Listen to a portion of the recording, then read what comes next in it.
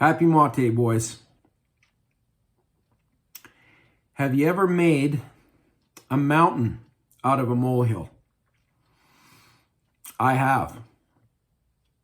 And it's what I'm thinking about this week. And it flows nice with the 1-2 punch we got from Shockey and Wade over the last couple of days. So before you think that I'm any good at this, I'm going to share some stories that prove that I'm not. I just want to talk about anger, emotion, managing anger and emotion and irritation.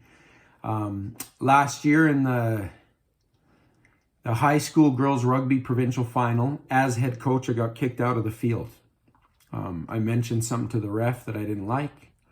I didn't say any words that I shouldn't say, but he didn't like how I said it. So I ended up coaching the rest of the game from the bushes.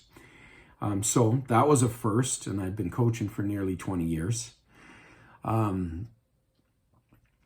This is the time of the year where I hear all manner of stories from the basketball court.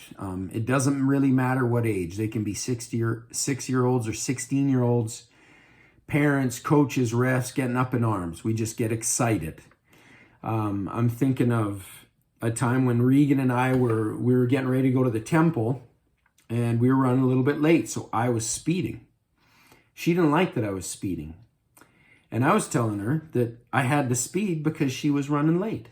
So there's this kind of low-grade tension as we're making our way to the temple, and we pull up to the temple, and the one thing that we didn't do to prepare for the temple was to make sure that it was open. And turns out we are having this low-grade domestic dispute on the way to a closed temple because we didn't check the cleaning hours. And sometimes life's like that. You make a big mess over something that doesn't really matter, over something that's going to turn out okay, or something that isn't going to turn out at all, and you lost your mind over it.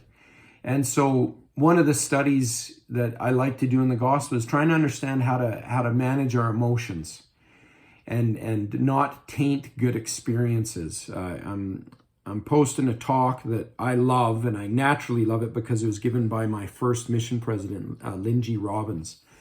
And if you don't get a chance to listen to it, he tells the story or the example of how someone at work can say something to us, and we're calm, cool, and collected.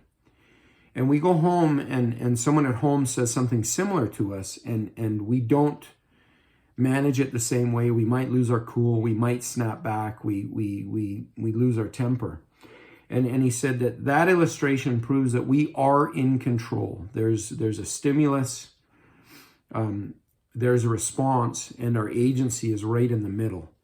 And one of the challenges and quests of life is to use our agency in the right way in those grinding or difficult moments of life where tempers can flare, things can get heated up, and I don't always do it right, but I'm trying to get better. Anybody who's played sports with me knows I'm a bit of a mouthpiece, but I'm trying to get better.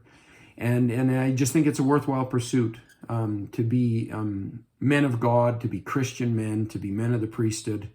It's important to learn to manage our words and our emotions. So that's my thought. That's the challenge that I'm working on this week.